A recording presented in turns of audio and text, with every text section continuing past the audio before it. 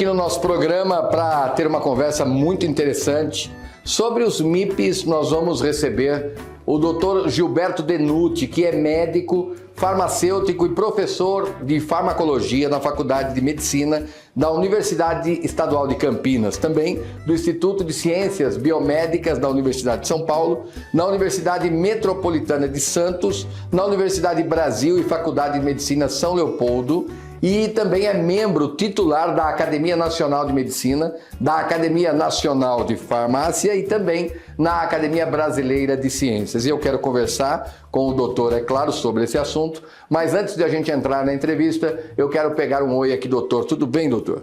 Tudo bem, André. Doutor, eu quero iniciar a nossa entrevista perguntando, basicamente, o que é automedicação? Essa é uma pergunta muito interessante, porque existe uma fantasia, seja na classe médica, seja na população como um todo, que a automedicação é a pessoa tomar qualquer medicamento sem prescrição, orientação médica. E decorrente disso, dessa fantasia, então, obviamente, a automedicação se tornaria perigosa, podendo causar riscos de saúde e causar aumento de custos para o sistema de saúde. Entretanto, esse é um conceito errado. Veja, se a automedicação fosse tomar qualquer medicamento sem prescrição médica, não poderia existir uma classe de medicamentos isentos de prescrição médica. Então é importante que fique claro o que vem a ser de fato automedicação. E para isso nós temos a definição da Organização Mundial de Saúde, que diz que claramente que a automedicação é o tratamento de algumas doenças por pacientes com medicamentos autorizados, disponíveis sem receita médica, ou seja, os medicamentos isentos de prescrição médica, que são considerados seguros e eficazes quando utilizados nas condições recomendadas. Assim, doutor, como diferenciar, então, a automedicação de autocuidado?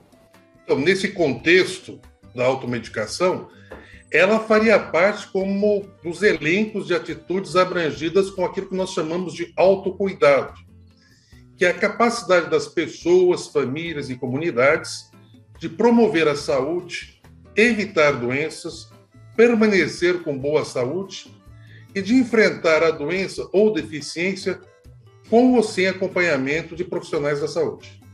Doutor, quando eu entro em uma farmácia, por exemplo, eu mesmo, pego o medicamento isento de prescrição, isso significa que eu estou, então, me automedicando? Então, isso, pela Organização Mundial de Saúde, é justamente a automedicação, que é uma coisa boa nesse caso. Os medicamentos isentos de prescrição médica, o objetivo é justamente esse, de poder atender uma demanda do paciente e, segundo, de economizar custos para o sistema de saúde, não sobrecarregar o sistema de saúde. Olha, doutor, e os medicamentos isentos de prescrição podem mascarar sintomas de doenças graves, por exemplo? Olha, teoricamente sim, mas a priori esse tipo de mascaramento ocorre muito mais em ambiente hospitalar. Eu vou lhe dar um exemplo. Você apresenta um quadro de tosse, que você suspeita que seja um quadro respiratório, tipo gripe, ou um resfriado mais forte, entendeu? Uma tosse com catarro, e você tem febre, e você toma um antitérmico e melhora da febre. Na verdade, o quadro que você estava apresentando não era um quadro de infecção viral, e sim um quadro de infecção bacteriana, ou seja, uma pneumonia. A pneumonia causa febre, assim como a bacteriana causa febre, assim como a infecção viral.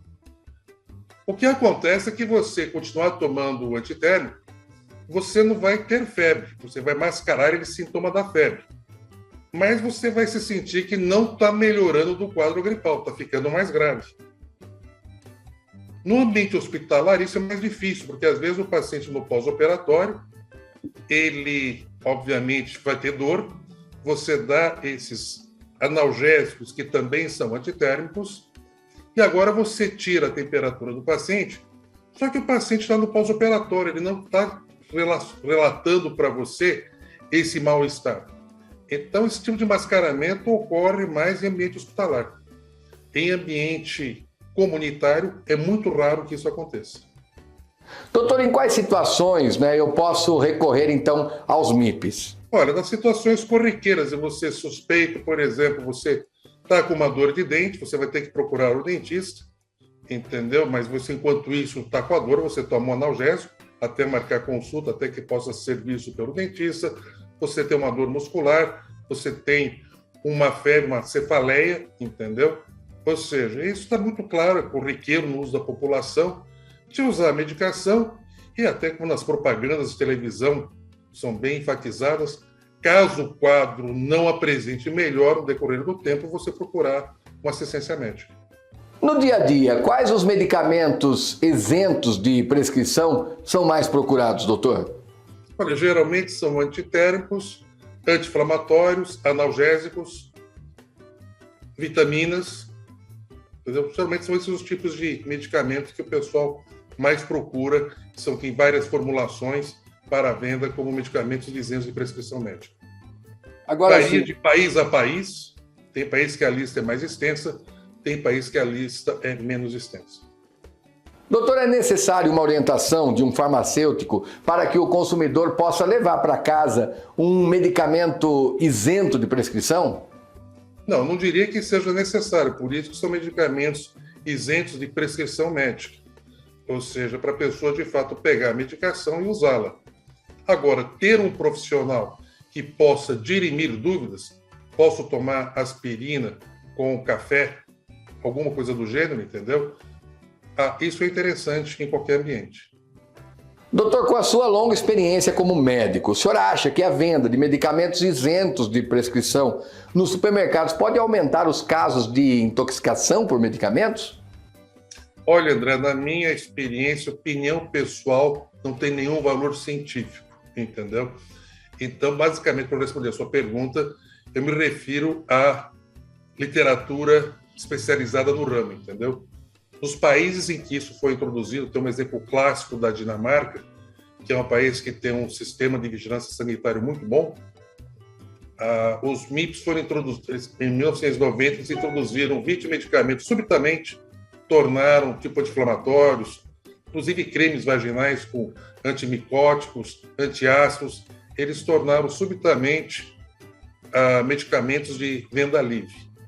Nesse país, eles não notaram nenhum aumento de intoxicações, de riscos com essa introdução, e tampouco aumento do consumo. Então, baseado na experiência mundial, eu não vejo, assim, da literatura, eu não vejo, vamos dizer assim, indicações que a comercialização dos MIPs agora em supermercados, que isso aumente, que em algum momento, o risco de algum tipo de problema de saúde para a população ou para o sistema de saúde. Então, quais os benefícios que o senhor vê na ampliação do acesso aos MIPs? Primeiro, eu acho que se o paciente tiver, vamos dizer assim, eu não tenho essa informação como experiência própria, entendeu? Mas é muito a informação que foi me passada, que é muito mais fácil você encontrar na periferia ou em cidades menores supermercados do que farmácias. Então, se o paciente tem uma maior facilidade de acesso, ele não precisa fazer um estoque de medicamentos em casa.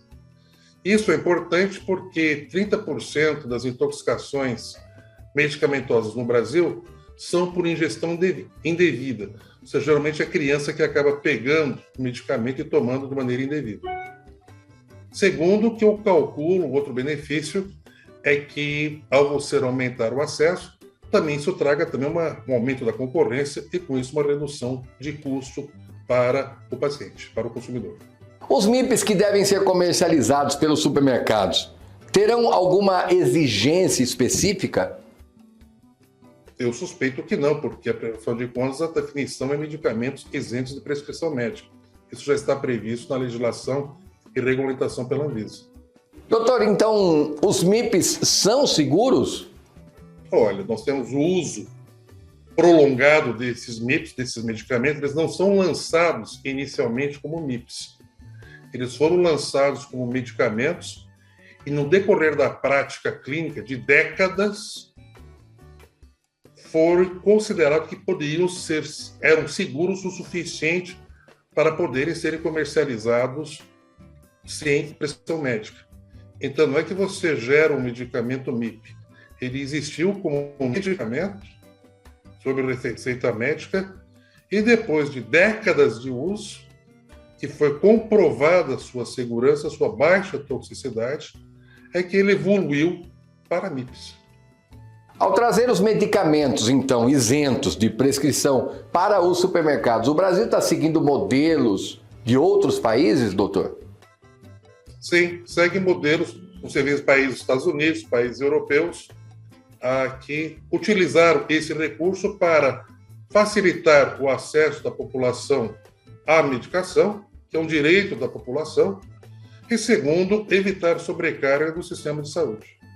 Bom, em nome da Abras, doutor, e também aqui da equipe do programa Super Hiper, a gente quer agradecer muito a sua participação aqui no nosso programa, tá bom? Eu que agradeço a atenção e interesse.